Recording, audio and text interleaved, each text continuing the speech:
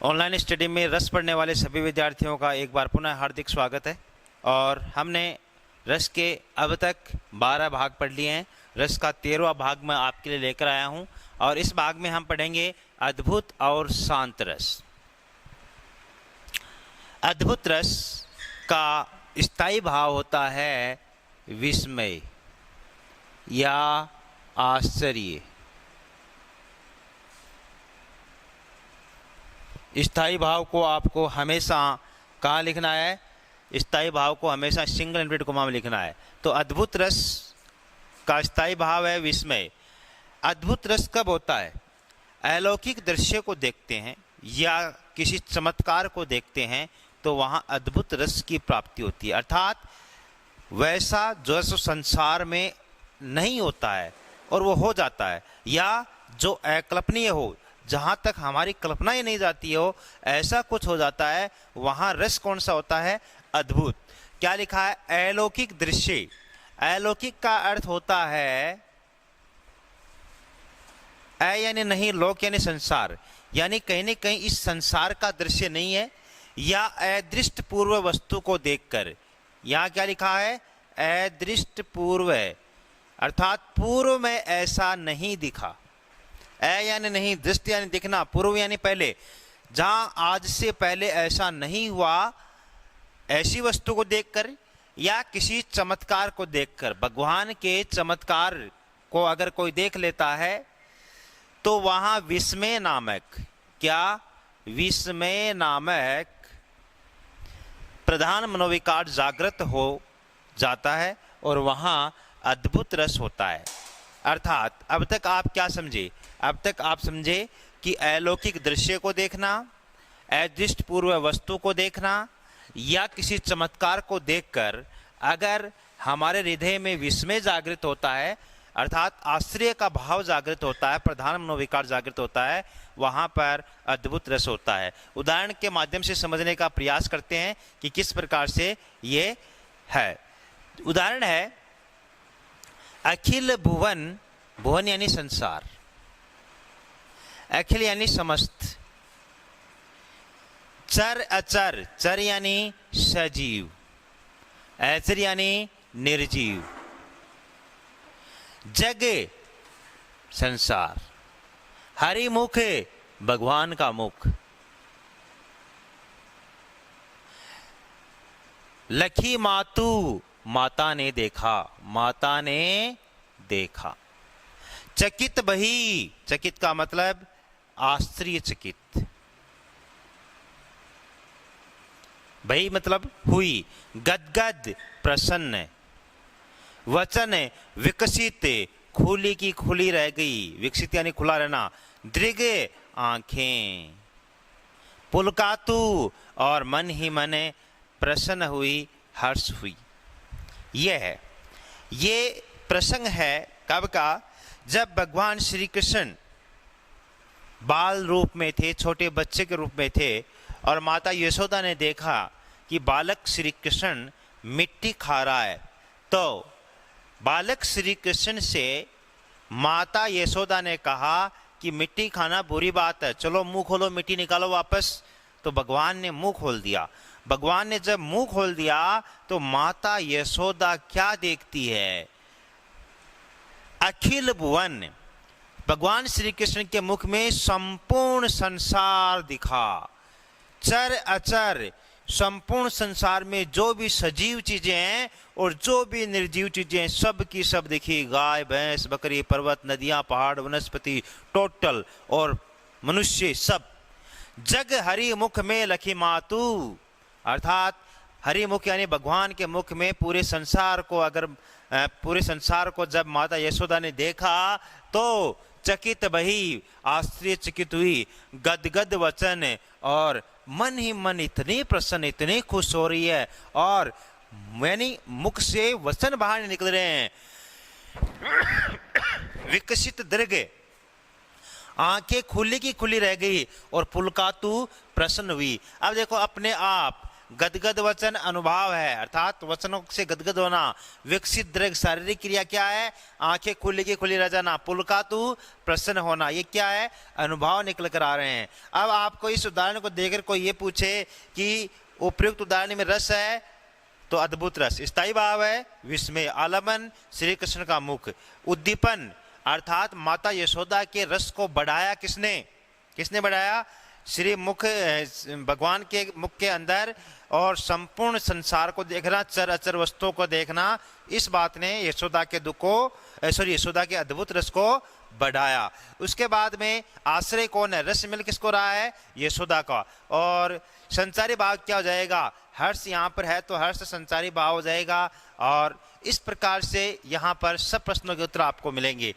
तो रस का नाम है अद्भुत, स्थायी भाव है विस्मय, आश्रय कौन? माता यशोदा, आलमन कृष्ण का मुख, उद्दीपन मुख में संपूर्ण संसार और चराचर प्राणियों को देखना, अर्थात माता यशोदा के अद्भुत रस को किसने बढ़ाया? भगवान श्री कृष्ण के मुख में संपूर्ण संसार और चर और अचर सभी प्राणियों को दिखाई देना। अनुभव स्वर भंग, आवाज नहीं निकल रही है माँ यशोदा की। रोमांच अर्थात विकसित दृग पुलकातु, रोमांच। नेत्रों का विकास है ना, दृग पुलकातु। और संसारी भाव है त्रास और हर्ष। इस प्रकार से इस उदाहरण में ये बातें हैं। अद्भुत रस का नेक्स्ट एग्जाम्पल अपन देखते हैं क्या है।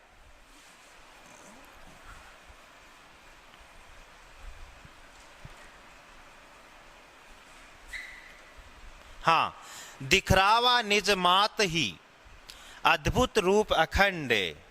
अब तकरीबन वैसा ही प्रसंग है लगभग। वहां भगवान श्री कृष्ण थे, यहां भगवान श्री राम है, जिन्हें मर्यादा पुरुषोत्तम के नाम से जाना जाता है। और क्या है? दिखरावा, दिखा रहे हैं। निज मात ही, अपनी माता को। अद्भुत रूप अखंड, अर्थात अद्भुत रूप अखंड यानी जिसके टुकड़े नहीं हो उसके। रोम रोम प्रति लागे कोटि कोटि ब्रह्मांड। माता कौशल्या भगवान राम के मुख में देख रही है कि रोम रोम प्रति लागे कोटि कोटि ब्रह्मांड। भगवान राम के मुख में करोड़ों करोड़ों ब्रह्मांड देख पा रही है माता कौशल्या। अगिनत रवि, अनगिनत सूर्य मुख में, अनगिनत शशि चंद्रमा, अनगिनत शिव, अनगिनत चतुरानन ब्रह्मा, ब्रह्मा विष्णु महेश, सूर्य चंद्रमा, सब कुछ कहाँ देख रही है? भगवान श्री राम के मुख में। गिरी पर्वत, मुख में क्या देख रही है? संसार के सभी पर्वत। सरित, संसार की सभी नदियां देख पा रही है। सिंधु, संसार के सभी समुद्र देख पा रही है। और संसार के सभी वन देख पा रही है। तनु पुलकित, अनुभव आ गया।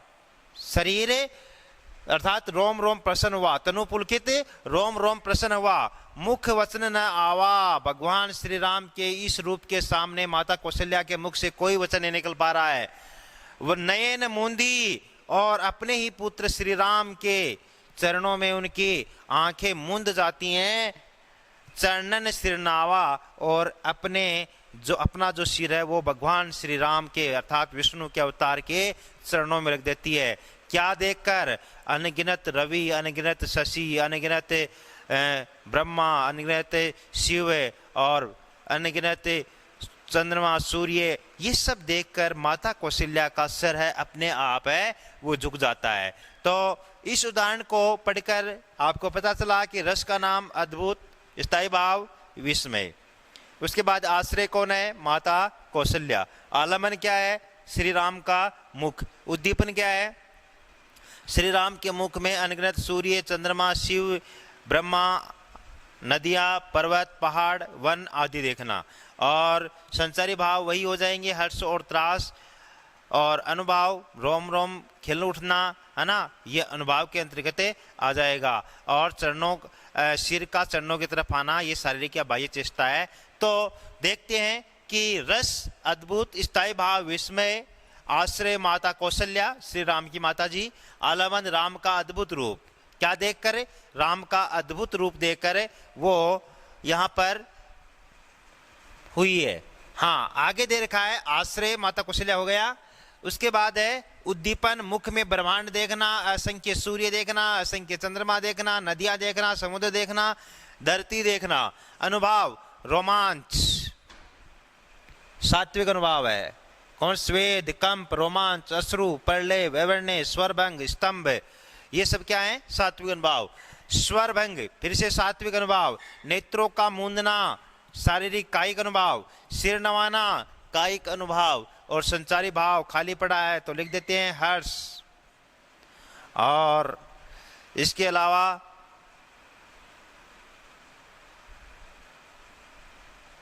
अलावा हो सकता है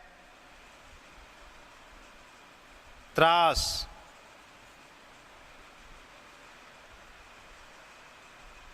और अलावा इसके चिंता नहीं है, चपलता नहीं है, जाड्य नहीं है। हाँ, जाड्य स्तंभ की बाती हो गई तो जाड्य हो जाएगा यहाँ पर। इस प्रकार से ये संसारी भाव हो जाएंगे। नेक्स्ट देखते हैं अगला रस, शांत रस। देखिए शांत रस कब होता है ये मैं आपको पहले बताऊं। शांत रस वहां होता है जब किसी मनुष्य मात्र को या प्राणी को क्या इस दुनियादारी से वैराग्य हो जाता है, संसार से वैराग्य हो जाता है, अर्थात संसार उसको अच्छा नहीं लगता है। और उसको जब लगता है कि ये संसार निसार है, ऐसार है, इस संसार में कुछ भी ऐसा नहीं है जो चिरस्थायी है, अर्थात लंबे समय तक टिकता है, और वह कहीं न कहीं ईश्वर की शरण में अपने जीवन का उद्देश्य समझने लगता है और भगवान के शरण में जाना चाहता है। वह इस भगवान ने मनुष्य को इस तरह पर क्यों उतारा है, इस बात का पता लगाने के लिए वह वैराग्य धारण करता है। तो वहां ऐसा भाव आने पर रस कौन सा होता है? शांत रस होता है। देखते हैं क्या परिभाषा लिख रखी है। शांत रस का स्थायी भाव है निर्वेद या वैराग्य। क्या है? शांत रस का स्थायी भाव है निर्वेद या वैराग्य। यहां मैं एक बात और यहां क्लियर कर देता हूं, ध्यानपूर्वक अगर आपने अब तक के सभी वीडियो को पढ़ा है तो आप पाएंगे कि निर्वेद संचारी भाव में भी आता है। निर्वेद किस में आता है? संचारी भाव में भी आता है। एग्जाम में प्रश्न बन सकता है क्या कि निम्नलिखित में से कौन सा भाव ऐसा है जो संचारी भाव में भी आता है और स्थायी भाव में भी आता है। आपके सामने ऑप्शन मिलेंगे अलग अलग, तो उस प्रश्न का उत्तर क्या होगा? निर्वेद।